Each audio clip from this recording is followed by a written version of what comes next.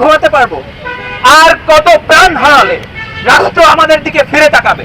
আজকের এই মানববন্ধনে আমাদের যে দাবিগুলো, সেই দাবিগুলোর গুরুত্বপূর্ণ একটা অংশ এখন পাঠ করে শোনাবে ঢাকা বিশ্ববিদ্যালয়ের অর্থনীতি বিভাগের শিক্ষার্থী রহিমা আক্তার। সাগরকন্যা কুতুবদিয়া রক্ষায় একজন সামরিক কর্মকর্তার আপত্তি। 14 শতকে জেগে ওঠা সাগরকন্যা কুতুবদিয়া যার ছিল 250 বর্গ কিলোমিটার, আর এখন তা দাঁড়িয়েছে 60 থেকে 70 বর্গ কিলোমিটারে। আর আগামী 50 বছরে এই আকারে 5 ভাগের 1 ভাগ বিলীন হয়ে যাবে। জলবায়ু কারণে সমুদ্র পৃষ্ঠের পানির উচ্চতা বৃদ্ধি, সাগরের জোয়ার ভাটার অনবরত চাপ, মৌসুমী ঘূর্ণিঝড়, কর্ণফুলী, সাঙ্গ ও মাতামোহরের মোহনার ধাক্কা ধীরে ধীরে নিঃশেষ করে দিচ্ছে কুতুবদিয়াকে। পাশাপাশি এই অঞ্চলে সাম্প্রতিক মানবসৃষ্ট উন্নয়ন কুতুবদিয়াকে তলিয়ে দিচ্ছে নীতিকতার দিকে।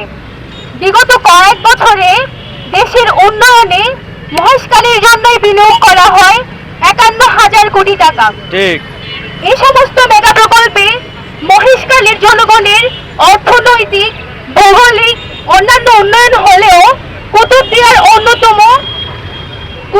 অন্যতম জনসংখ্যার উন্নয়ন হয়নি, বরং চরম ক্ষতি হয়েছে।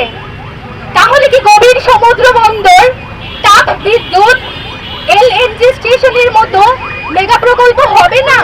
অবশ্যই হবে। তাহলে আমাদের দ্বীপের সুরক্ষা দিতে হবে। কুতুবদিয়া তলিয়ে যাওয়া থেকে রক্ষা করা তথা 2 লক্ষ মানুষের জীবন বাঁচাতে নিম্নোক্ত কার্যক্রম দ্রুত গ্রহণ করার জন্য তিনি মাননীয় প্রধান উপদেষ্টার মানবিক হস্তক্ষেপ কামনা করেন। 1. কুতুবদিয়ার উত্তরে বঙ্গোপসাগরের জলবায়ু এবং নদী ভাঙ্গন বিশেষজ্ঞদের পরামর্শে ইন্টারলকিং টেট্রাপড নির্মাণ করতে হবে, যা দীর্ঘস্থায়ী কিন্তু ব্যয়বহুল। শুষ্ক মৌসুমে সেনা অথবা নৌবাহিনীর তত্ত্বাবধানে স্থায়ী বাঁধ নির্মাণ করতে হবে। 3. উন্নয়ন আর তার রক্ষণাবেক্ষণে নৌবাহিনীর সার্বক্ষণিক তদারকি দরকার। 4. 1977 সালে কুতুবদিয়ার পশ্চিমে আবিষ্কৃত সাঙ্গু গ্যাস ক্ষেত্র থেকে গ্যাস উত্তোলনের জন্য প্রয়োজনীয় পদক্ষেপ গ্রহণ করতে হবে। আর গ্যাস ক্ষেত্রের তার কুতুবদিয়ার উপর দিয়ে সঞ্চালন করতে হবে, যেন কুতুবদিয়ার মানুষ প্রত্যক্ষ এবং পরোক্ষভাবে উপকৃত হতে পারে।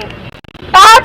কুতুবদিয়ার দক্ষিণে মাতারবাড়ি প্রকল্পের প্রভাবে সৃষ্ট প্রবল পানির ধাক্কা কুতুবদিয়ার উপর না পড়ার জন্য প্রয়োজনীয় পদক্ষেপ গ্রহণ করতে হবে।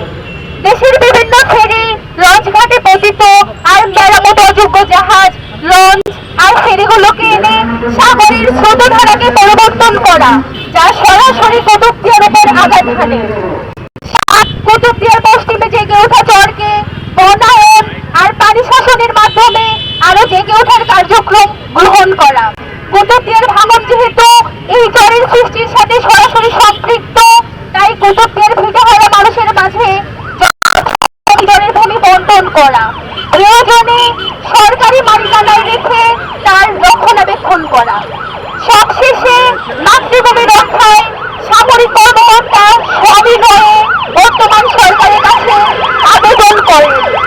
দেশের অর্থনৈতিক খাতের সবথেকে বড় চালিকা শক্তি চট্টগ্রাম থাকা কক্সবাজারের অংশ এই কুতুবদিয়া। ভৌগোলিক অবকাঠামোগত টেকসই উন্নয়ন এবং যোগাযোগ ব্যবস্থার উন্নতি সাগরকন্যা কুতুবদিয়া হতে পারে পর্যটনের অপার সম্ভার, বদলে দিতে পারে দেশে